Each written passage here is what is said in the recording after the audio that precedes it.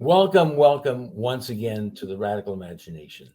I'm your host, Jim Vrettos. I'm a sociologist who's taught at John Jay College and Yeshiva University here in New York City. Dostoevsky famously believed that the suffering of being unable to love was true hell on earth.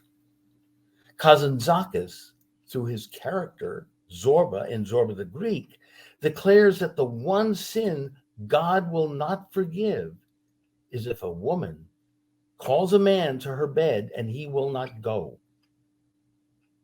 We also know that through most of history, female sexuality was largely invisible, concealed, and severely restricted. The psychiatrist James Gilligan adds a crucial insight.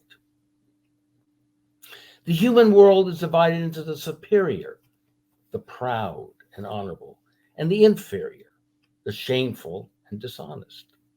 The hierarchical, patriarchal construction of society includes the assumption that men are superior and women inferior, and that to be a real man, meaning a man of honor, one has to be superior to other men as well, stronger, more dominant, and when others refuse to be subservient, more violent.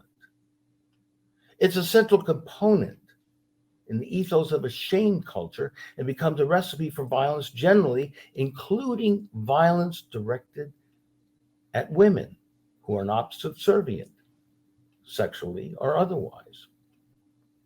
For a man to fail to enforce this hierarchy is to lose his manhood, his identity, his personhood. Our guest today on The Radical Imagination is Nona Willis Aronowitz. She's an author and sex and love columnist for Teen Vogue and the editor of 2 award-winning anthologies of her mother, Ellen Willis's groundbreaking revolutionary work on feminism. Her new book, Bad Sex, Truth, Pleasure, and an Unfinished Revolution, touches on these weighty themes, among others, and includes a fascinating exploration of the history of female sexual pleasure.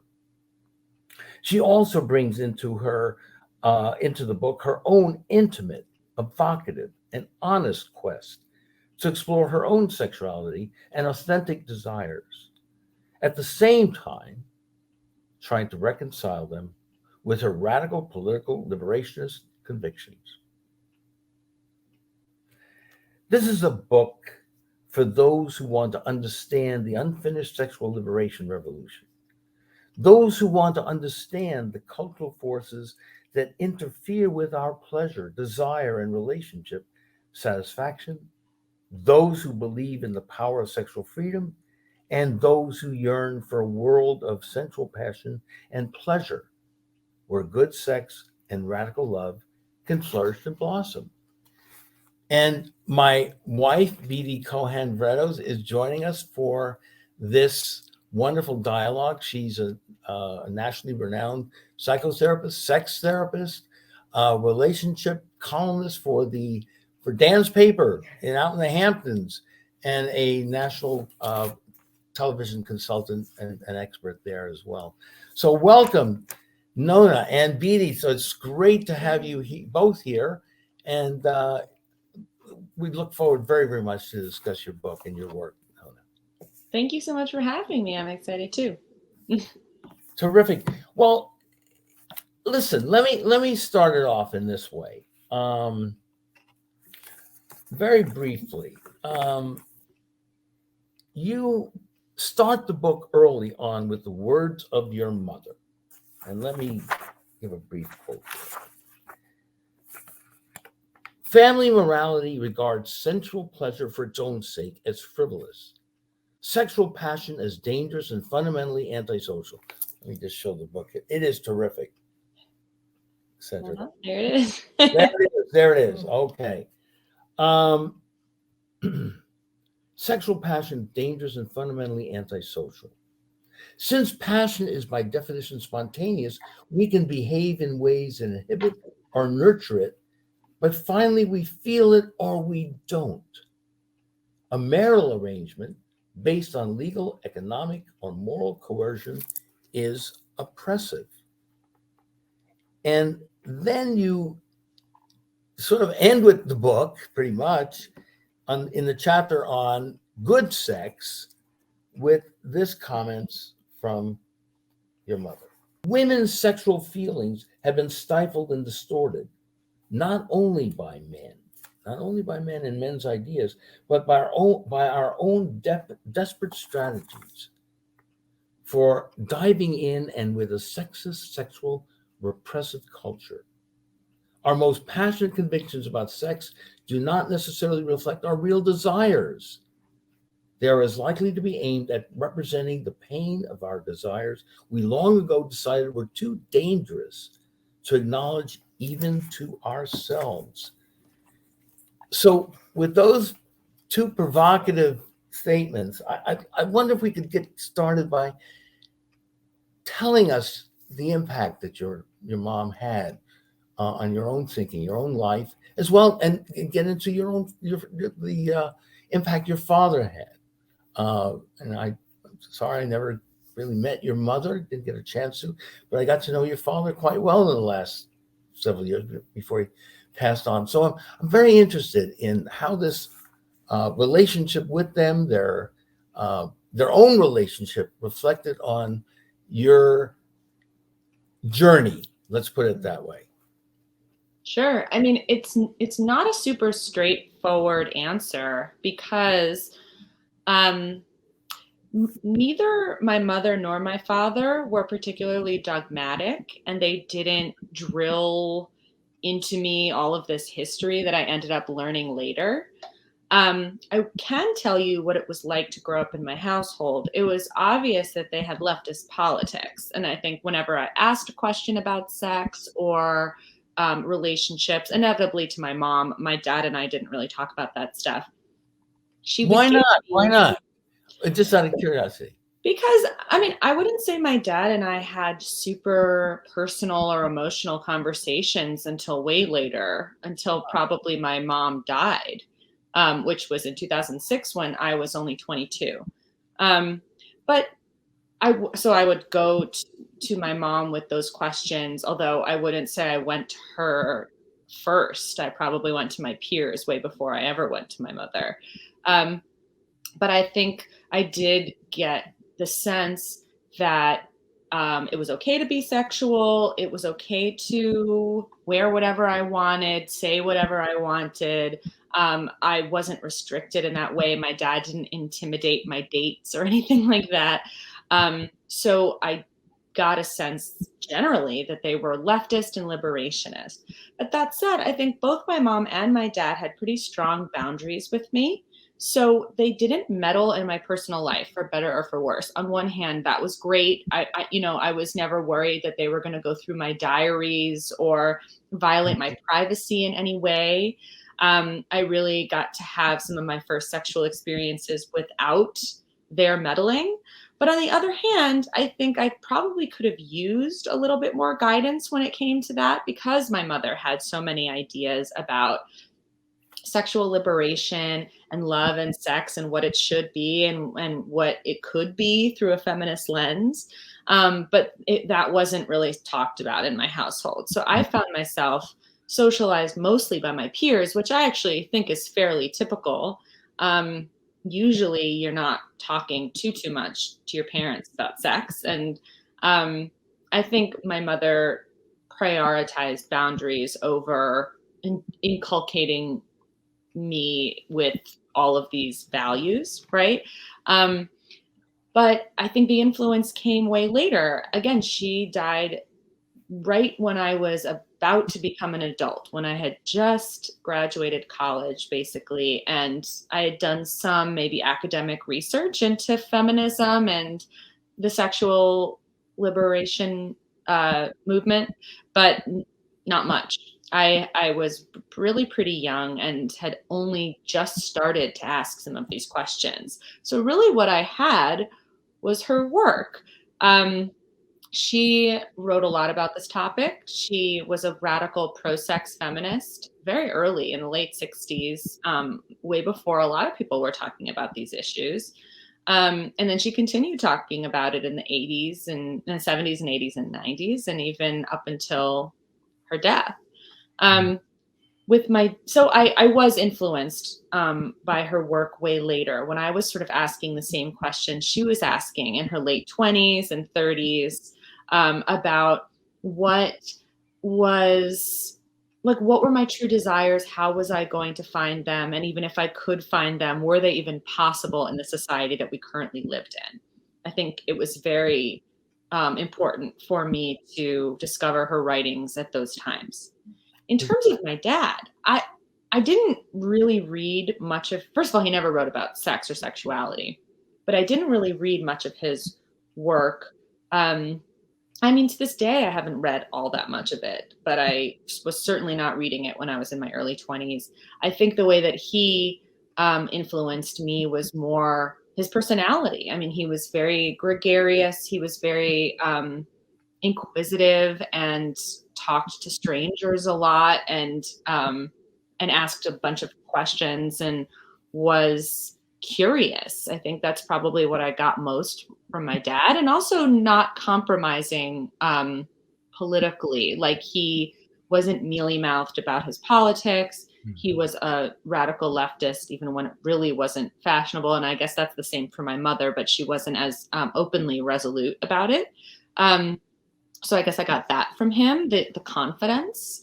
But I certainly did not get my communication style in relationships from him. He was very different in romantic relationships. I think my parents, by all accounts, had a really loving, beautiful relationship, but it was certainly not perfect. And I think especially early on, they struggled with infidelity. And then I think below the surface of that problem was a real lack of direct communication, which I really, really value.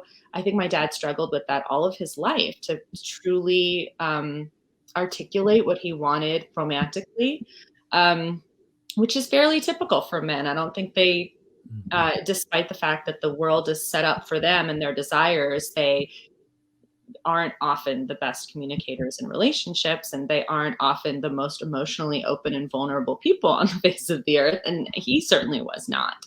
I mean, I respect him a huge amount, but in terms of the way that he conducted his relationships, I think there was a lot that he could have learned. So that's kind of a twisty-turny answer of how he influenced me. Interesting. And he could be intimidating. He could be intimidating, very intimidating at times too, politically, certainly. And but your mom knew him for a long time, correct? My mom, they were together for 25 years. And before that, I think they knew each other sort of, kind of through the same circles, but I don't think it was significant. Yeah. Okay. All right. Beatty, you had, listen to this background. Well, yes. Nona was lucky that at least the some topic of sex and sexuality was mentioned in my home. I grew up in an Orthodox Jewish family in Winnipeg, Canada. And the word sex never, ever, ever was brought into any conversation. And I'm a few years older than you, Nona.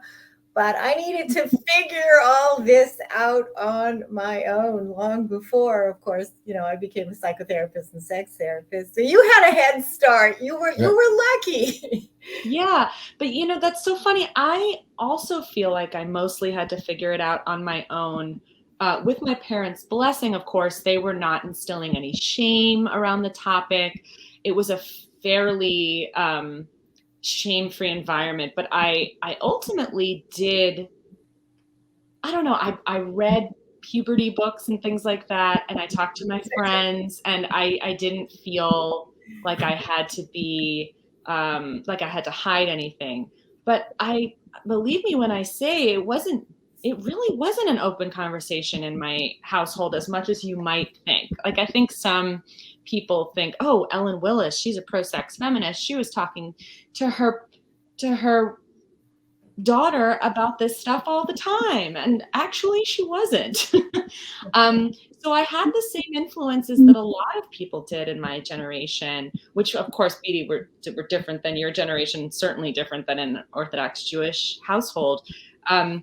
But I had to make sense of a really, truly weird cultural moment of the late 90s and early aughts, where on one hand, you had these very highly sexualized and highly confident archetypes like Samantha from Sex and the City, or Lil' Kim and Foxy Brown, and all of these like pop stars like Christina Aguilera and Britney Spears. But then you also had all this like purity rhetoric happening.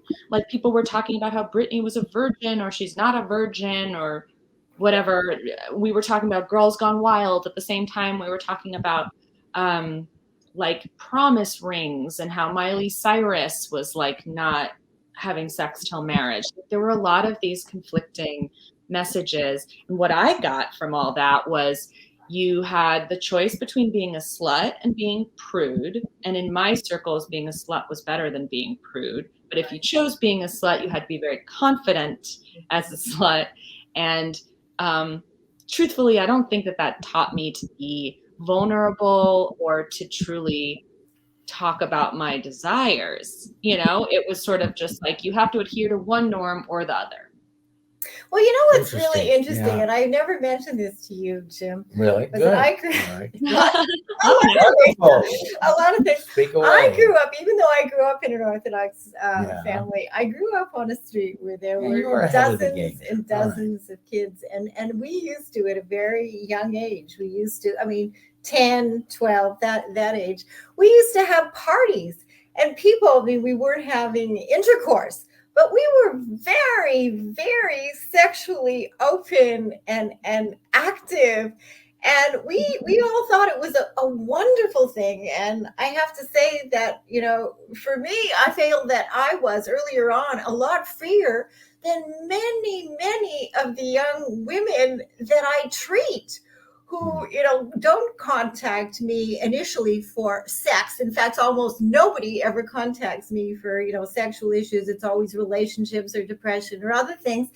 And yet what I'm finding is that overall in my practice, whether or not we're talking about 20, 30-year-olds or 50 or 60-year-olds, people are very unhappy and typically very uncomfortable with their own sex lives and their own sexuality. So this transcends generations in the sense. It does. And by the way, you haven't told me formally. You've more or less sort of let me know about your, and it's pretty obvious. You know, I figured that out pretty readily anyway. But no, you both were ahead of the game.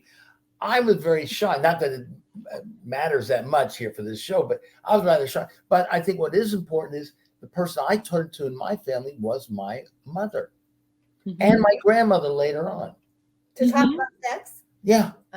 Yeah. So yeah, I mean, I can't remember getting the sex talk, for instance.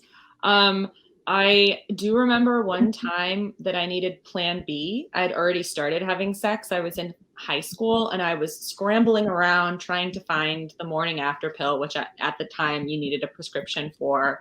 And my mom got the sense, maybe she like overheard me on the phone or something like that. She got the sense that something was up and she asked me like, hey, can I help? What's going on? And then I finally just blurted out like, I need plan B. And so this was very typical of her. Like she didn't freak out. She didn't admonish me. She didn't scold me. She just put me on the phone with her gynecologist and I got the pill. But then she didn't follow up. Like she didn't ask, oh, okay, so who are you having sex with? How long have you been having sex? Are you using protection, etc.? That's something I personally plan to do with my new daughter. I just had a baby 6 months ago. I certainly would have asked more questions than that. So I had a really interesting experience where I just like, I really wish I could talk to her about that moment and say, what was going through your head? Like, were you really trying to preserve my freedom and preserve my privacy in that moment? I'm sure that's what she was trying to do. But I also there was part of me that was like, why isn't my mom sort of giving me a little bit more guidance in this moment or making sure I'm okay, you know? Interesting. Yeah. Yeah. My mother was more like your mother in that sense. You figure out things. I never had the sex talk, but when I got through living there was this feeling that there was this great passion and intense sexuality between my parents. I mean, they didn't demonstrate it all that much outwardly, but it was just that general feeling, yes, that they had this dynamic part of the marriage was sexual. So I think it was healthy. Yeah, I mean, I don't think my parents were very demonstrative in that way, but they Yeah. were very loving towards each other. Yeah. And my dad would always kind of like brag that like they weren't the type of couple to just talk about logistics. They talked about real issues, and they had dinner every night after I went to bed. It wasn't really like a family dinner. I mean, I guess one or both of them would sort of sit with me while I had my kid dinner, and then later Yeah. they would make a priority of having dinner together and talking about adult issues and really preserving their love affair, which I thought was really sweet. I actually like would listen to them like through the door late into the night, like talking animatedly. And it's like one of my most comforting memories. How wonderful. And I must tell you too, because I did get to know your father. And in fact, we had the first Radical Imagination show with Stanley on. I mean, this was our ideas, but he spoke so lovingly about your mother, and I could tell the depth of his love, and missing her so much was so apparent. Even though you're right, it was hard for him to express these things, and that's saying something about the left. But gosh, we should be able to liberate people about talking about this, and that's why your book is so important, I think, as well. I think too, we have to look at some of the real statistics that are going on here. And I cite a study, and I just double checked this morning in order to make sure that the stats were still, really up to date. And this was a study with 100 happy and very happily married heterosexual people. And listen to the results. 50% of these happy and very happily married women had difficulty becoming aroused for all kinds of reasons, and probably because there was not sufficient foreplay or emotional, psychological kinds of issues. 46% of these women had difficulty achieving orgasm. 15% of the women were unable to achieve orgasm under any circumstances. And of the men, 33% of these men had issues with premature ejaculation. And I tell people all the time, a very, very easy problem to resolve.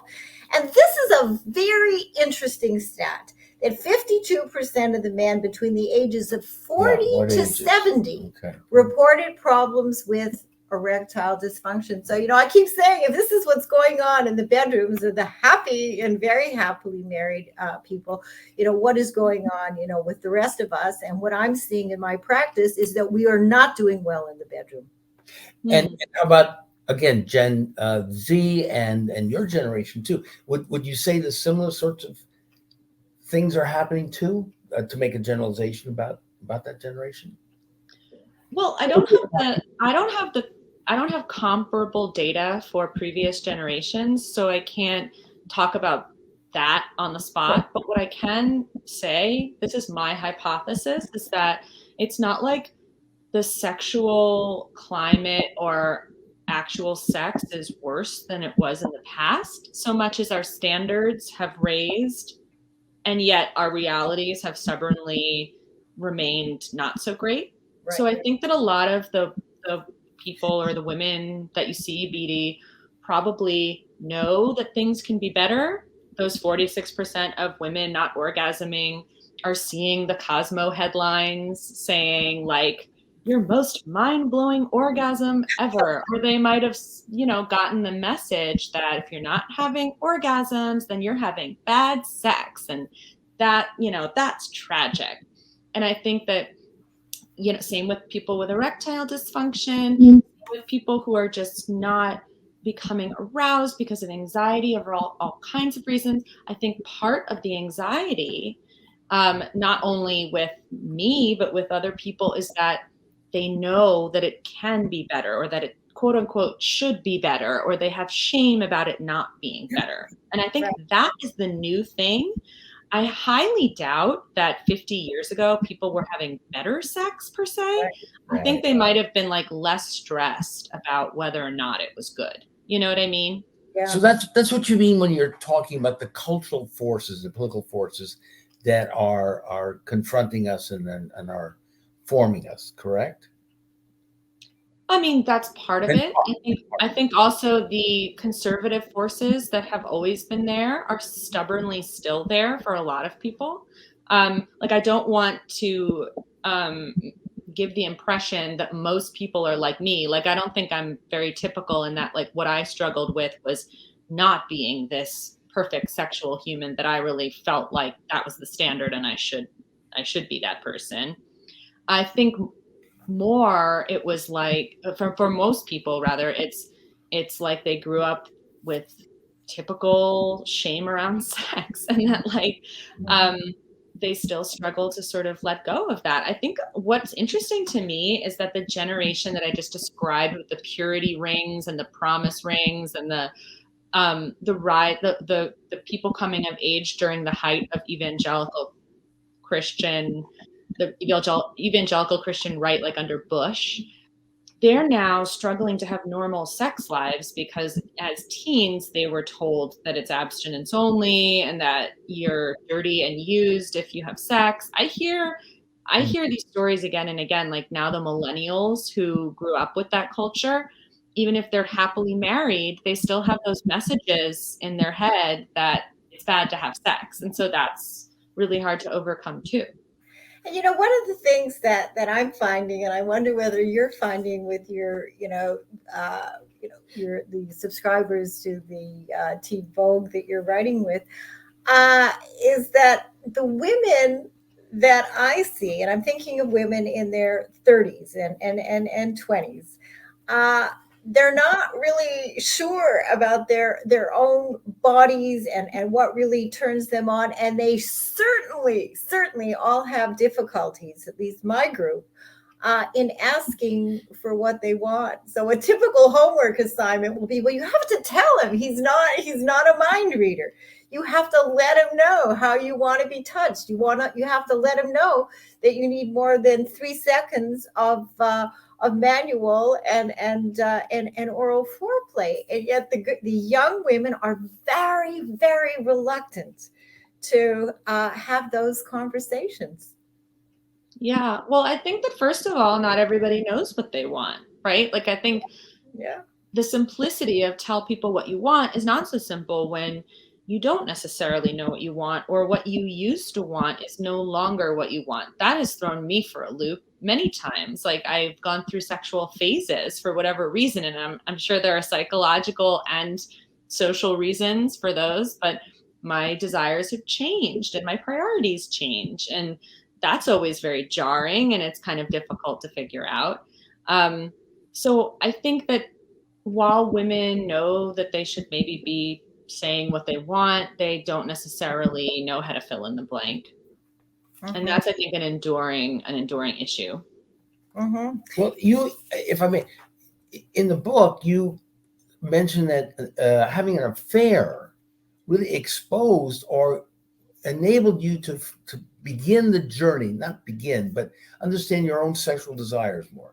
So maybe you can explain that a little more about that. What was happened there that sort of brought that back? Wait, what happened? Say that again. You had an affair. You mentioned. Oh, the affair. Yeah. Affair, so it made you realize, I think they put it, about your unfulfilled sexual desires. Yeah, and I think I'm not alone when I say that an affair can really shake you to the core and cause you to reevaluate the relationship you're in, force you really to reevaluate the relationship that you're in, because you are doing something. And this I'm borrowing from Esther Perel, who I thought was very insightful about the function of affairs in people's relationships.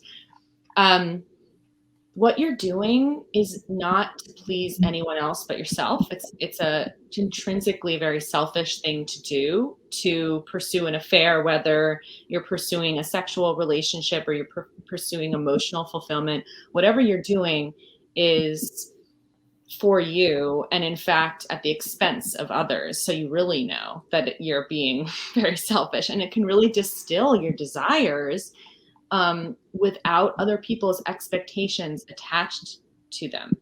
And so that was really like, I don't feel proud of my affair or anything that happened at the tail end of my relationship with my husband, because I was ultimately deceiving him and betraying him and breaking my promises. And I don't think that that's morally upstanding behavior. But at the same time, I think I needed to have other experiences in order to realize that the experience I was currently having was not making me happy, or in order to fully admit it to myself. I think I knew, but to have other sexual connections with people that came so easily and felt so natural and didn't feel like such a struggle made me think, oh, I guess we just don't have that certain something. To paraphrase my mom, like, either I felt it or I didn't. And in this relationship, I really wasn't feeling it, even though we had struggled for many years to, what you said, Beatty, like, say what we want or what position might be best or communicate during sex. But ultimately it was like this unlearnable chemistry that we really just didn't have. And also that we just had conflicting preferences. And I think the reason why we broke up was not only about sex, but I think that that was the one that made me the least happy. Like, that I just like really felt, I just really felt like something was missing there. And I really, it all came to roost when I experienced someone that I did click with. Interesting. And what's also really interesting, looking at some statistics here, that the porn sites, they are very alive and well. And for example, on Pornhub, 28.5 billion visits, 1,000 visits a second, Nona. I mean, this is really amazing. 78.1 million visits to Pornhub every single day. You look at the global sex toy industry, by 2026, they are projecting $55 billion. So it's not like people are not interested in sex. I think that people, especially with the pandemic, have taken a lot of detours, if they don't have partners, perhaps even if they do have partners. Mm-hmm. I found these numbers to be, pretty staggering, very interesting. Yeah. But you don't spend a lot of time on that, do you, in the book? I wondered, that was one of my questions. I wondered. Yeah. No, you're right. I don't talk much about porn, and I know it's on a lot of people's minds, especially on the latest generation's mind, who grew up with very accessible, ubiquitous porn, like Pornhub. I think I was probably one of the last like micro generations of like older millennials who remembers what it's like to not have extremely accessible porn. And I was like going on public access stations after 10 p.m. to like see the that like escort ads in New York City, and like peeking at like Playboy and stuff like that. Like, it was much less accessible for people I knew. The reason why I didn't talk about it in the book is because I genuinely don't really feel like porn is a huge part of my sexuality or a huge influence on my sexuality. And so I felt like it didn't really go with the memoiristic element of the book. B, I felt like I didn't really have anything new to talk about when it came to porn. I think a lot of people are saying really interesting things about porn. Amia Srinivasan is writing about it. Tracy Clark Flory wrote about it really well in her memoir, Want Me. I just felt like I wasn't going to contribute to that conversation all that much. So there were a lot of aspects of sexuality that I didn't really touch on. And that was one of them because I didn't feel like I was going to break any ground. But I do know, as the Teen Vogue sex columnist, that it's a huge influence on young people's sexuality. And it's a really different story from what it was in the 70s, simply because of the accessibility and the fact that kids are seeing it at such young ages. I think the terms have really changed there. I'm still not for censorship per se, but what I am for is giving kids context about porn way early and not being afraid to talk to them about it and say, this is not real sex. This should not be your sex education. If you have any questions, please talk to me, like in the absence of actual good sex education, which almost no kid gets. I think we do at least have to tell them, look, this is totally different from real sex, and this is not what the expectations should be. And it's a lot to take in. And if you have any questions at all, like, you should feel free to talk about it. It shouldn't be a secret. So that's like the first step I think we need to do with this generation. Perhaps Robin Bird is listening to this show and will take some. Exactly. Robin Bird was an integral part of my life. I think that wasn't like porn. That wasn't. No, I would like to have her on the show. She's in Fire Island, I believe. Oh, really? Yeah. I just remember she had like a male stripper show on like Channel 35 in New York City. Yeah. And I was like, oh, okay, like, you know, this is like playful. This is not that big of a deal. Like, I just remember not being that like, whoa, like the type of sex that people see on porn right now is very, you know. Or Midnight Blue was also, got a little, anyway, no, but you do spend time discussing male sex workers and women who turn to that. So tell us a little about that. Yeah, so the reason why I talked about male sex workers and not too much about female sex workers, which I also have to say people like are writing about all the time and much better than me with much better perspective, the female side, I felt like not very many people were talking about male sex workers. And the reason why I talked about it is because I had this encounter with like a happy endings kind of guy that was along the lines of sex work. And it really didn't do anything for me. And it didn't help me discover my desires, but I thought it would, because again, similarly to the affair, it's something totally selfish. It's something that you're paying for. And I was hoping that it would distill my desire down to its true roots. And I think that for some women, not me, but for some women, after I started looking into male escorts and the type of service they provide, I think that it can really help women have sexual experiences that are not tainted with trying to please their partner at the expense of their own desires. And I think it's taught a lot of women about their sexualities. A lot of women who seek out escorts have to really take a lot of time with their decision and sort of quiet all the voices that say that women shouldn't use sex workers or whatever. I think that it's very weird and taboo. Like it's very strange and unusual as a woman to hire a male sex worker. There are a lot of cultural messages discouraging it. So I think if you actually get there and hire a male sex worker, you've thought about it a lot and you have your reasons. And I think a lot of the male sex workers I spoke to said that the women that they see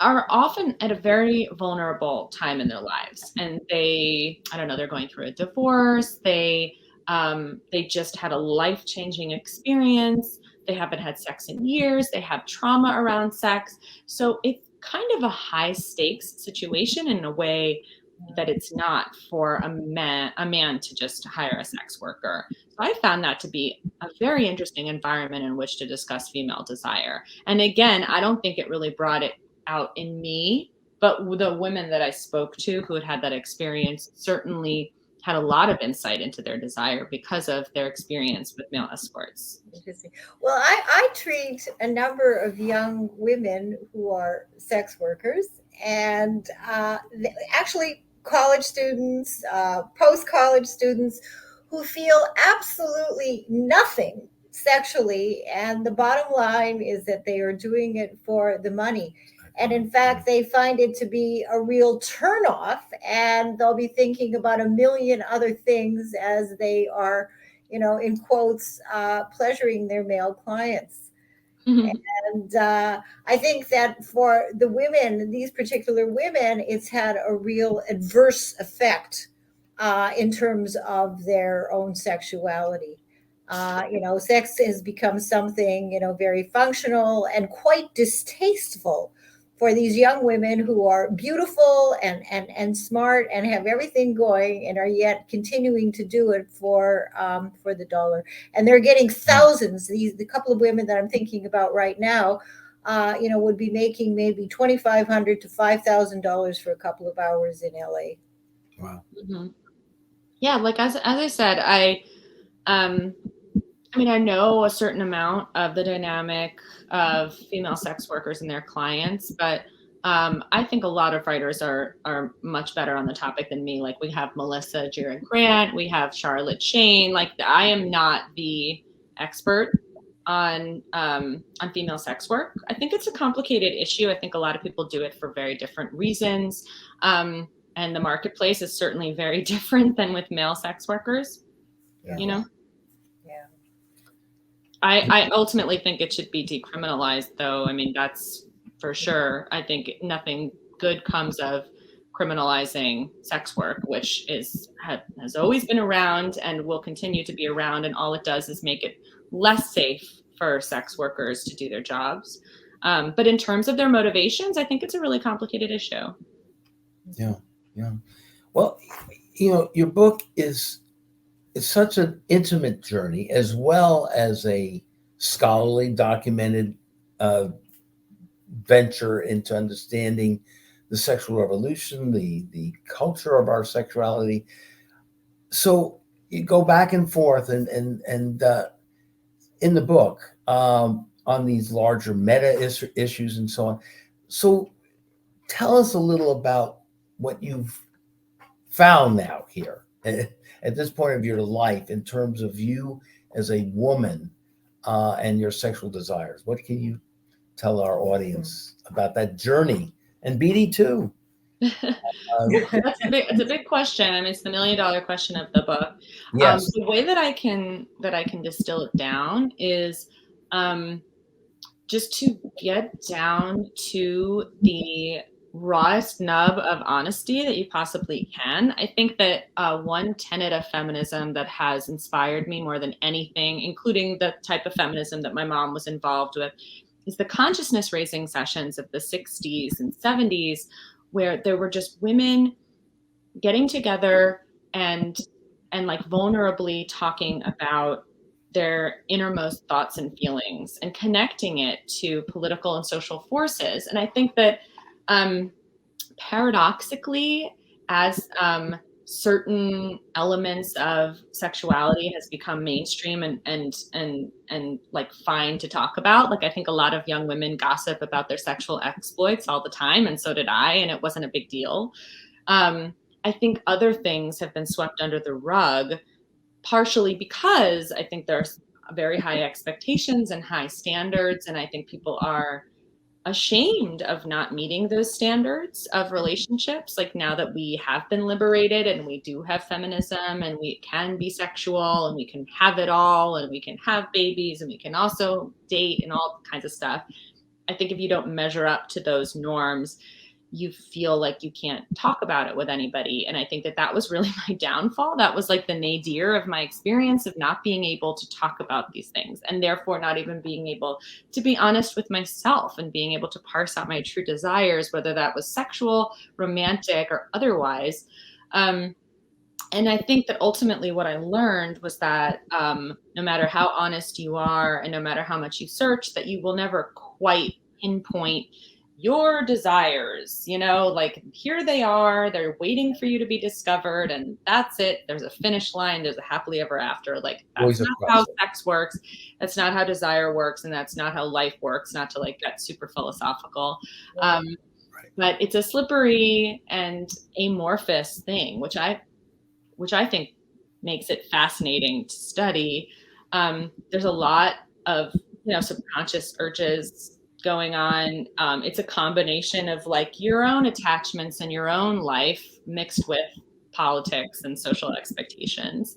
And And there's no way to truly strip it down to your authentic desires. You may never know what your quote unquote authentic desires are. The best you can do is be super honest with how you're feeling in whatever relationship you're in, and be honest with yourself about whether or not you're feeling satisfied and fulfilled. And that's kind of, it sounds kind of simple, but it took me a very long time to realize that. And I think it was a political journey, not just a personal journey, to realize that. Important lesson. Were you in consciousness raising groups up there in Winnipeg? No.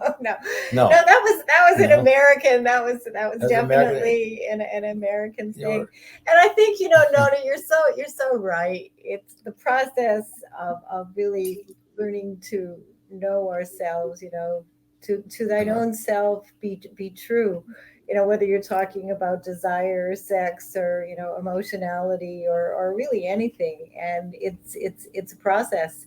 And people, I say this all the time, people have to be really serious and committed to the process of really getting to know who they are, what we want, what we don't want, what works, what doesn't work.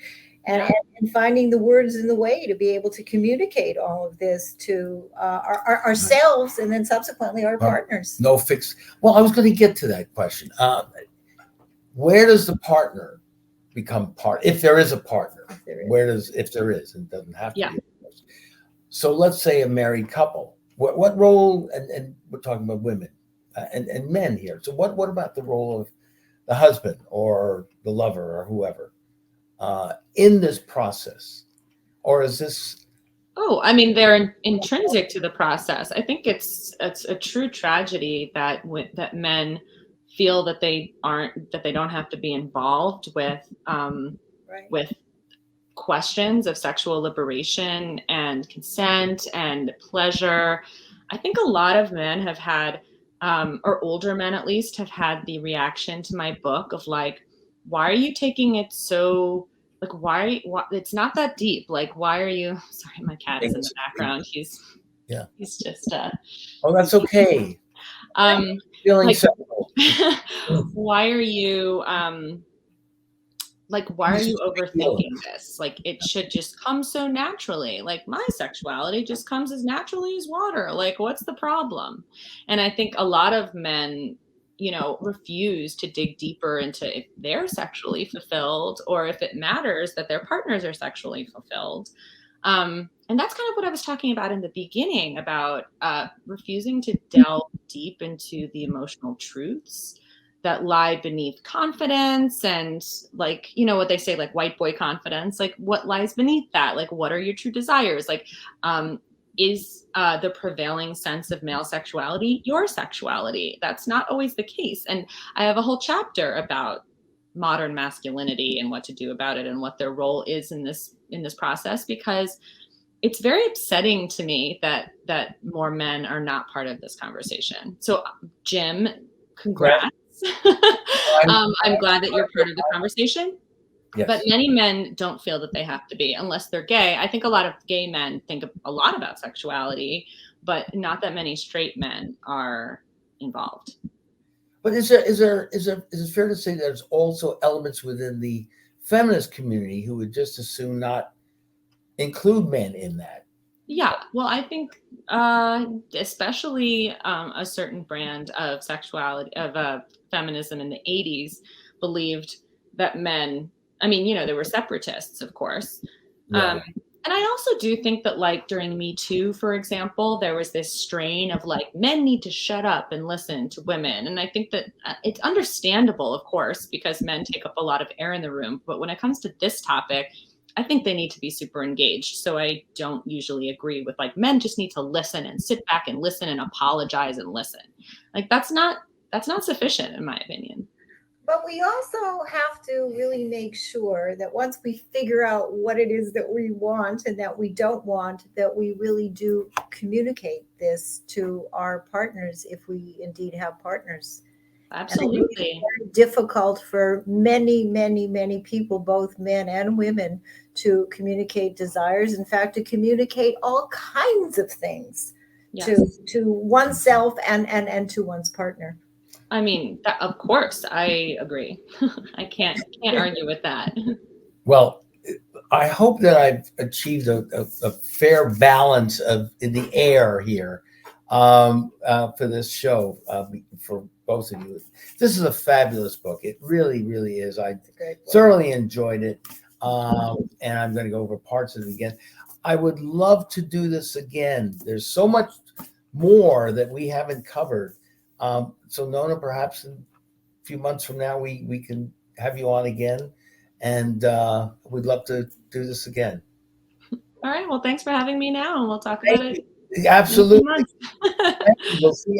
And happy birthday to your baby, who is also 6 months old. Yeah, she's 6 months old. Well, she was like a week ago, so she's a little bit more than 6 months old. Yeah. Close enough. Thank you Thank you so much, Jim. It's been great. Wonderful. Thank you again. Thank you. And thank you all very, very much. Thank you, Beatty, for being on and helping out today. And we appreciate your listening to our show. We look forward to seeing you next week on The Radical Imagination. This is Jim Vrettos. Have a great week.